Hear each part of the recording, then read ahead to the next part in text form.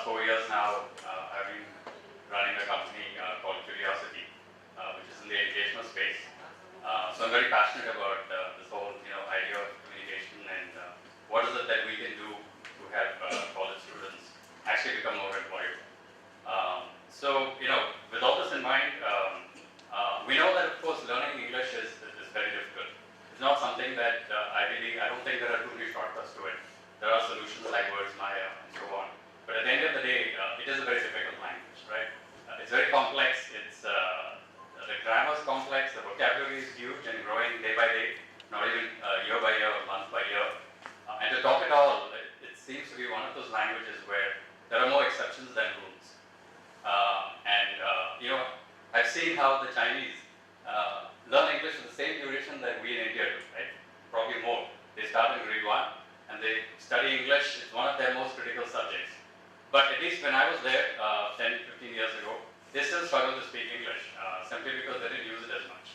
So they would write really well. I would say that the average university graduate in China perhaps writes better English than the average university graduate in India. Talk about averages, right? But they just completely tongue-tied when it comes to talking. There's lack of confidence and lack of other things.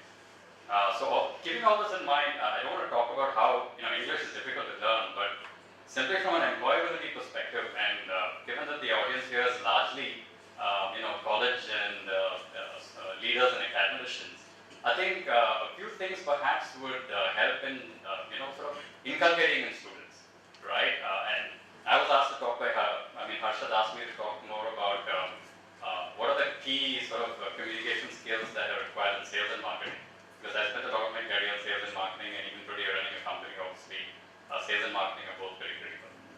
So apart from all the usual things that people talk about, that you need to have fluency in language and so on, I think some of the key skills are really missing, and these are skills that perhaps colleges can actually bring about changes in the 3 years that a student is there.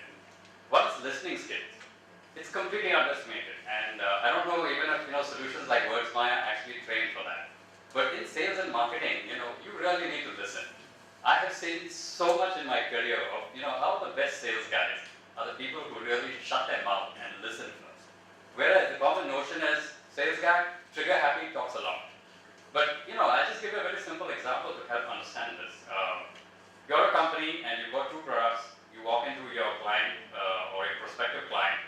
One product is very expensive and has a lot of features, and there's another product which is much cheaper, which has only a few core features. How do you decide which product you pitch to the client? Now, 90% of the cases, especially with the young graduates that come out, they go straight away, either pitch both, thinking, well, let the customer make a decision, or they go and pitch more expensive products, because finally a sales guy has a target to hit. But a thinking sales guy, a guy who can listen, will actually try and first understand what is it the customer wants, what is his pain point. It seems so simple and so intuitive, but it's, in countless sales situations you see that you don't actually listen. When you don't listen, you don't know what the customer wants, and you don't know which product to pitch. So what have you done? You've left the customer in a dilemma. He's not just listening to company A, which is you, he's also listening to the sales pitches of 3 other companies, right? There's no monopoly anywhere in the world. So think about it from the customer's point of view. If each sales guy goes there and pitches 3 different products with 3 different variations, he's got a huge dilemma in his hands. And you read any book on psychology or consumer behavior, the first thing that you need to know, and I'm guessing there are professors in marketing here who second me, the first thing is you need to make the decision easy for the customer, for that particular customer. And how are you going to do that if you're going to label with a whole menu of options? You need to make that effort, right? You need to take that effort, and for that you need to listen. So I hope that's one of the things that we can talk about in this panel discussion. Also, a lot of students, young students, that I've dealt with, the people who aren't that fluent in English, the people who come and from semi-urban backgrounds, they have a lack of confidence because they don't have the rich vocabulary that an ICSE student or a CBSE student has. And I always counsel them. I say that effective communication is not using fancy big words.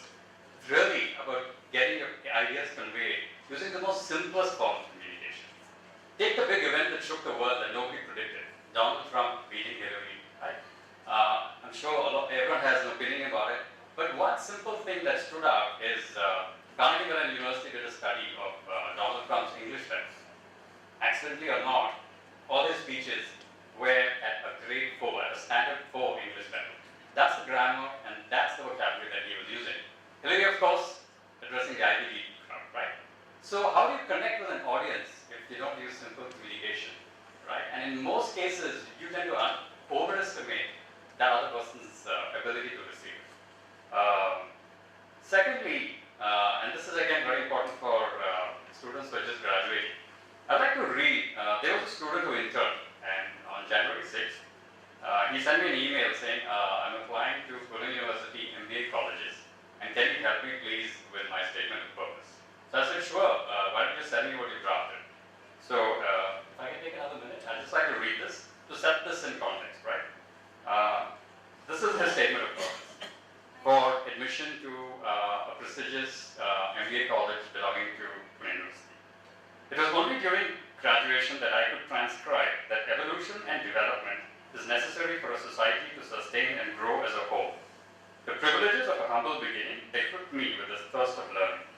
I would like to develop sustainable ideas that can reach even this deprived and help them live a better life, and so on and so forth. I asked him two things. What is the statement of purpose? Right? So here was a case where he's put complete effort and preparation in the wrong direction. He needs to think really about what is the statement of purpose. The college wants to know what is it that you want to do with your career, and why are you choosing my college? Why are you so keen to get to my college? And I told him in this entire, collection of thesaurus words, there's nothing there that tells me what is it that you want to do in your life, and why is it that you apply to this particular college, right? So effort and preparation, I really can't I can't sort of overemphasize the importance of that. Also, when people come to me with job resumes, 90% of males applicants at junior roles, obviously they have very short resumes because they don't have much to talk about. But 90% of them write hobbies, and in that I know that 90% of them will say cricket, watching TV, and surfing the internet. And initially I used to do this, and now I've stopped. I've given up. I asked that that young person, why have you written this? Because that's what 90% of all male college students in India do. What is the idea of writing that? And they say, well, everybody writes it, so I wrote it as well, right? And the simple question that I ask him is, why did you write that? You're trying to obviously communicate something that is special, that there's something in there that makes you suitable for a particular job. So what is in there that makes you suitable for a particular job? Write something that makes you stand out, right? And if you don't have anything, then don't write it, because it's meaningless. Why are you just wasting everybody's time by writing it? So I think a lot of ritualistic sort of behavior has crept into sort of written communication that perhaps can be broken at the college level. The professors and academicians really asking students to think twice. When you write a statement of purpose, when you write a resume, really put your heart into what you really want to write.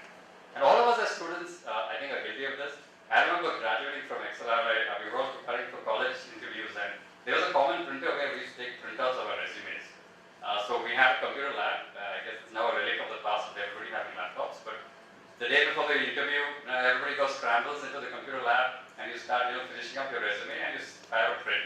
And all the resumes, all 30 of us resumes go on one printer. And it's happened so often, right? They're all piled up in this one printer. You just take a sheet and you try to search for your name in this particular resume. And usually your resume is 2 pages, right? Because you need to write cricket and internet surfing as your hobby. So you need to make 2 pages. And so often you realize, I as a young student used to realize that it doesn't matter what the second page is. I could very well have stapled the second page of somebody else's resume. Because the first page has your personal details and your college, marks. The second page is your interests and hobbies and which committees you're part of. And everybody is a part of a committee, right? Especially in a small campus. So you really have to start thinking twice about your communication. I think some fundamentals like these can really be fixed in 3 years. Perhaps language and vocabulary cannot, but I just want to share some of these thoughts. Sorry for taking a little more than 3 minutes. Thank you.